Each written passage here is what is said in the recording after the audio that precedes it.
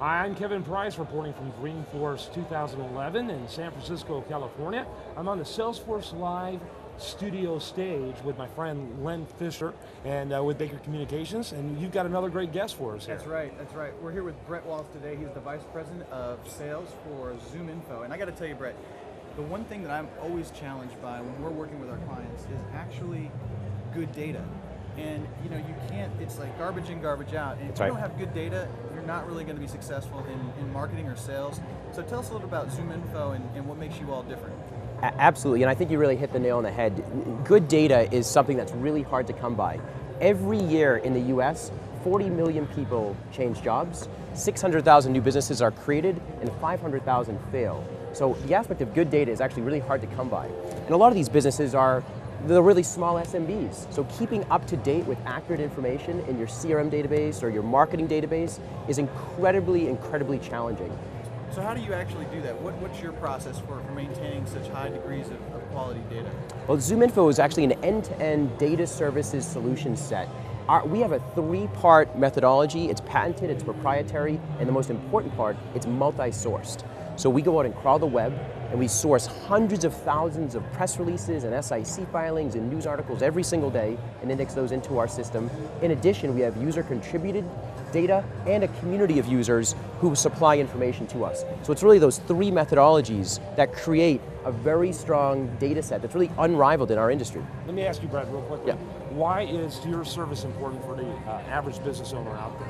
Well, the average business owner is really trying to target their market and really understand who is in their universe to market to drive customer acquisition. If they don't have the right names in their database or the right companies to call on, as Lynn said, they're spending exorbitant amounts of time sending out emails that are undeliverable, which can get them in spam traps and delay a high risk to their business. In addition, their salespeople are spending too much time just figuring out who to call. So 50% of salespeople, or 50% of the time salespeople spend in their day is really on who do I call and doing account research and trying to figure out the right contacts. Just a large amount of loss in productivity. So where are your revenue sources for your company? Our revenue sources are in three major buckets. Number one, we work with the recruiting market in a very substantial way. So large executive recruiters all the way to small and mid-sized recruiters use us to identify the next talent for their pipelines. In addition, the fastest growing part of our business is working with marketers. Primarily, it's digital marketers who are looking to build targeted lists to drive customer acquisition. So I'll give you an example.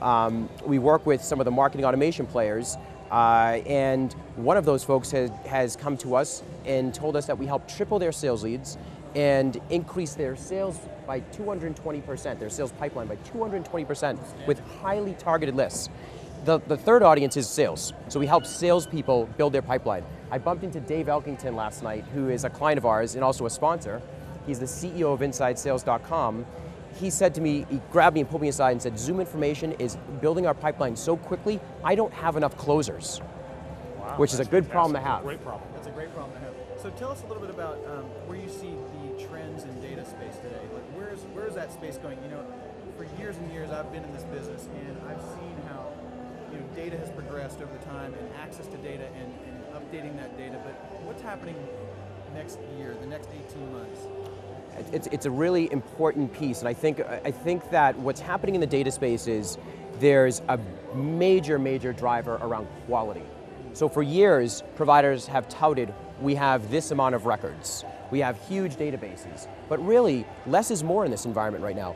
Marketing is moving towards very targeted list development and segmentation and customer analytics, and the data space is really becoming about the overall data behind the business card. It's not just the contact information, it's the behavioral aspects of where did someone go to school, what is their career, how does that translate into their probability to become a customer, what is their social experience, are they interactive online? So you're starting to see a larger integration beyond that traditional business card, and it's much more about quality than quantity.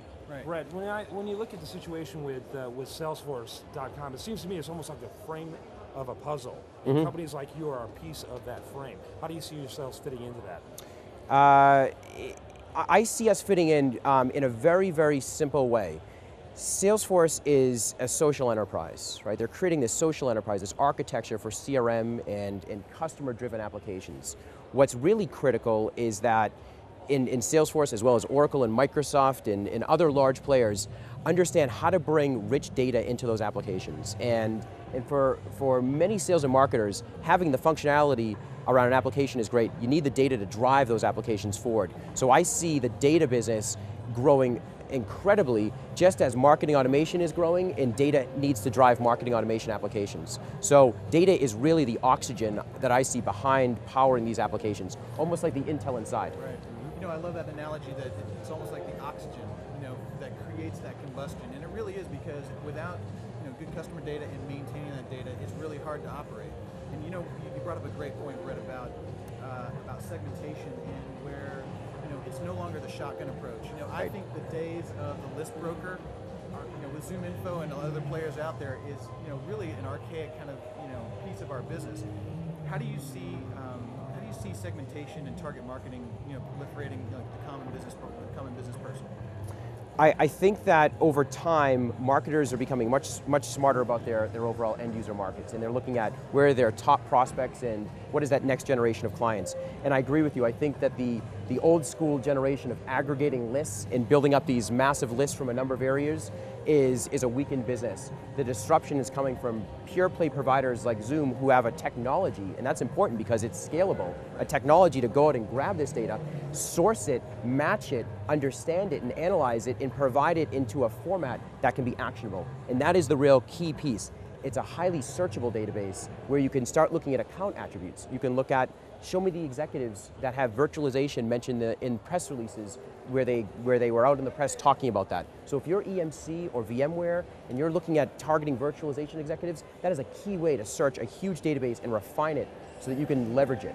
Right. So that's the major piece. Yeah, and you're not going to get that from a list broker. You're not going to get that from a list broker. And many times, if anyone's called a list broker, you have to literally sit on the phone and go through each little checkbox. You don't even see the data before you get it. Right. With Zoom, you log in and you immediately have up to 50 criteria to search through, which is incredible. Yeah. So Brett, go ahead. So just to close up here, so we're about to go to the keynote. Yes. And we've got a great show ahead of us. We were talking just a little while ago about how the first part of the event, the exhibitors, was absolutely madness. Oh my God. It was so much bigger than last year. What was your experience? We spent 4 hours in the exhibit hall last night. It was incredible. Lots of customers, partners, lots of new innovative companies that you haven't seen the last year showcasing.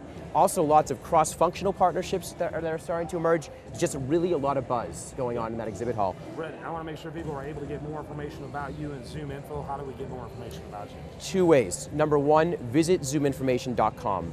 And also visit our booth, number 205. I also want to encourage anyone who's listening or watching this to go and download our Community Edition product. It's a simple, free, accessible way to share contacts with Zoom information and get access to our database, which is incredibly powerful. And also, swing by our booth, number 205. We're doing free email validation services all this week, which will help folks test that and take that data challenge, right, that you talked about. ZoomInfo.com. ZoomInfo.com. Make sure you check it out. And again, Lynn Fisher with Baker Communications, myself, Kevin Price, reporting from Dreamforce 2011.